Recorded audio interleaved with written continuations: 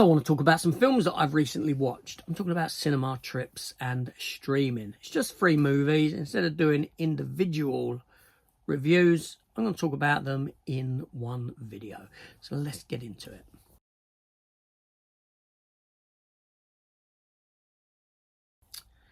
Hello everyone, welcome back to the channel. Welcome to this video for, well, these films that I've been watching recently. 2 cinema films, 1 streaming. I'm going to go with the streaming film first. And it is Guy Ritchie's new movie, which is on Apple TV.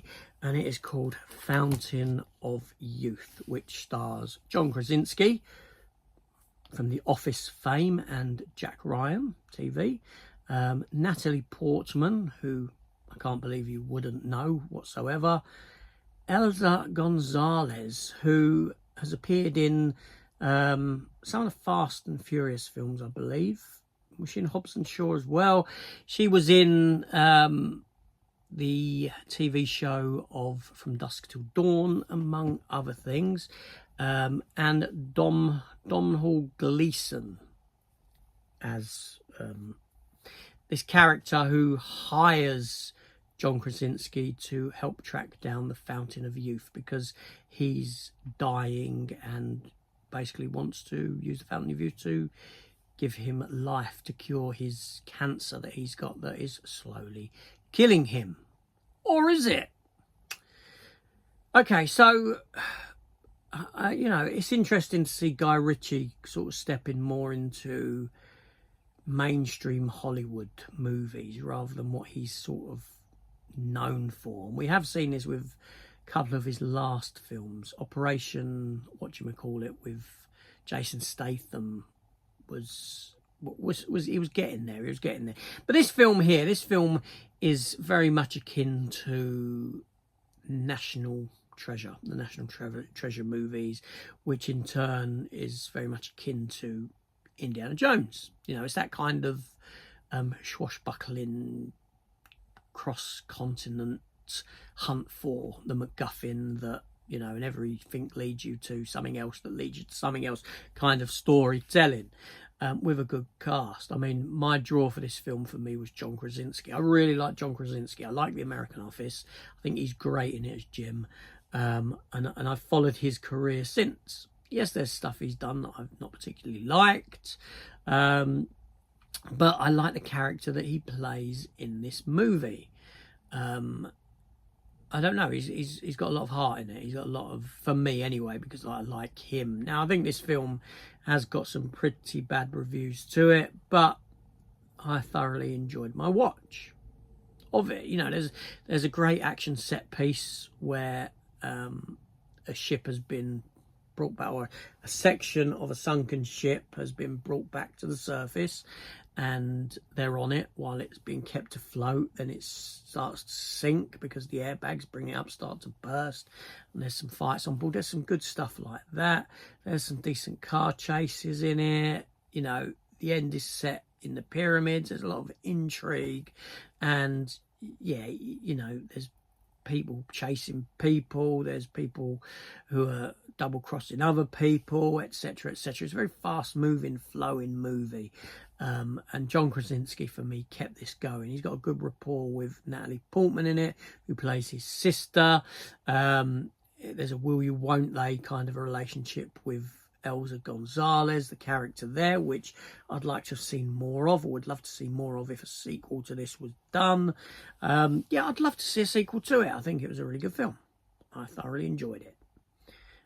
So much so that I've already bootlegged it because I don't think we'll ever see a physical release of it, being an Apple TV movie. So there we go. Next up is Thunderbolts, or aka New Avengers. Okay, so I saw this a few weeks ago. Now, Marvel for me is on a decline. It is, you know, as a big comic book fan, I was right there supporting Marvel. But after Endgame, even though I like some of their stuff, I'm not immune to the fact that Marvel have got problems. That I think that the Marvel Cinematic Universe at this point would be better off being put to bed or changing their operandus mundi. And is that the right term? Operandus. Is that the term? Is it mundi? Anyway, that aside, I don't know if my mind's going blank there. Anyway, you know what I mean. I think they'd be better off going back to not looking at the big picture of an expanded universe and giving us smaller films, character based, with no larger narrative spin going through, because that's not working at the moment. That being said, here we have the Thunderbolts. Now, with the Thunderbolts, I was looking forward to this. I thought the trailers looked really good because for me, this is a film that's focusing on some of these lesser characters that I enjoyed when I've seen them in other things, and really looking forward to spending time with them again in a movie of their own. Obviously, I know Bucky Barnes, Winter Soldier, has had a lot to do for the MCU, so he's there in it. And I know that Yelena, who came about in Black Widow, she's had a little bit to do. You know, she was in the Hawkeye TV show, but she's the heart and soul of this film. Florence Pugh is great as this character. She really is. She's got great chemistry with everyone working around her. Obviously, you've got the Red Guardian in it, coming back from that film as well. You've got the character of Ghost from Ant-Man and the Wasp. You know, everyone's here, really. All these little characters that, you know. I do think, as much as I enjoyed the film, which I did, I do think it feels like a very claustrophobic movie, by which I felt that the whole film is set inside, with the exception of the car chase scene on the road. Everything is interior set. It doesn't feel grandiose. It doesn't feel big scale. You know, even the ending when you get to New York and, you know, the Sentry has come about and his darker side has come out and the Void is spreading across and taking people. I didn't get this sense of scale, you know. But I would put this above, most definitely above Captain America, Brave New World, and a lot of the other recent Marvel films. I enjoyed it, but I enjoyed it for the characters. I like the narrative spin at the end where they get named the New Avengers, how that happens, how that come to be called that. I like that spin on it. As an Avengers group, I don't think they work because their power sets are all too similar. They don't really work as an Avengers group for me, but I like the narrative spin that the story took with them getting to get that name. I thought that was good.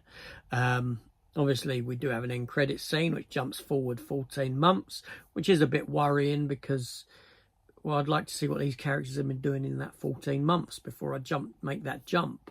You know, I think that before these characters are utilised as Avengers in, you know, Doomsday and that sort of a thing, and Secret Wars, I think I'd like to have seen another film with this group of individuals doing what they do before we get to that. Feels like it's happened all too soon, that they've been put together, flown together as the New Avengers, and then that'll probably be retroactively recalled by the time we finish with Doomsday and Secret Wars. But there we go. There we go. Anyway, next up is Mission Impossible 7. Is it 7 or 8? 8. Get a number in. I think it might be 8.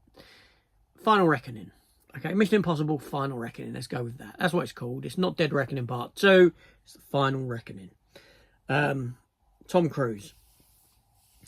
Again, I like this film series. I like, you know, the Mission Impossible films for me. All of them, bar maybe the third one on a rewatch, which I struggled with a bit now. I enjoy, but and there's no exception here with this one. I think this is a good film. It's very long. It's very long, but I didn't feel it while watching it. You know, its pacing is good. Its flow is good. Its action is there. It keeps you going. It keeps you going. Keeps you, you know. The villain is a bit cartoony. I will say that. And these films have sort of become more based around, oh, look what Tom Cruise is going to do this time round, rather than thing. I think that the story of this one is very convoluted, and you do need to go in having knowledge and history of those films that came before, because it does link back to earlier films, even characters returning from earlier films without spoiling it and stuff like that. I think again this is like Marvel. Like the issue I've got with Marvel is that we've it's convoluted in that you need all this knowledge to go into it to get the full experience of the narrative.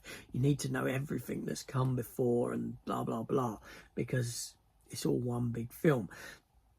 By the end of the film, I was sort of sat looking forward to a sequel, because in the sense that I could say to myself, okay, if you do a sequel now or another one, it would hopefully be a standalone film.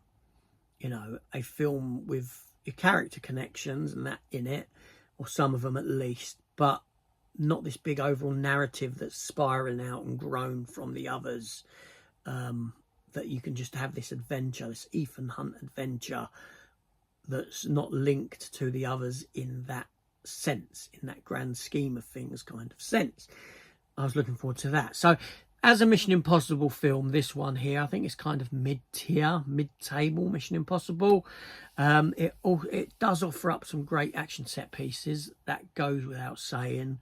But it's starting to get like James Bond films for me, in the sense that, you know, I always saw the latter James Bond films as becoming, what can we do? Let's think up some stunts and some action set pieces that we can do first and foremost, and then spin a narrative around those, incorporating those into the story, rather than let's write a story and see what it brings. It's that kind of an element to it.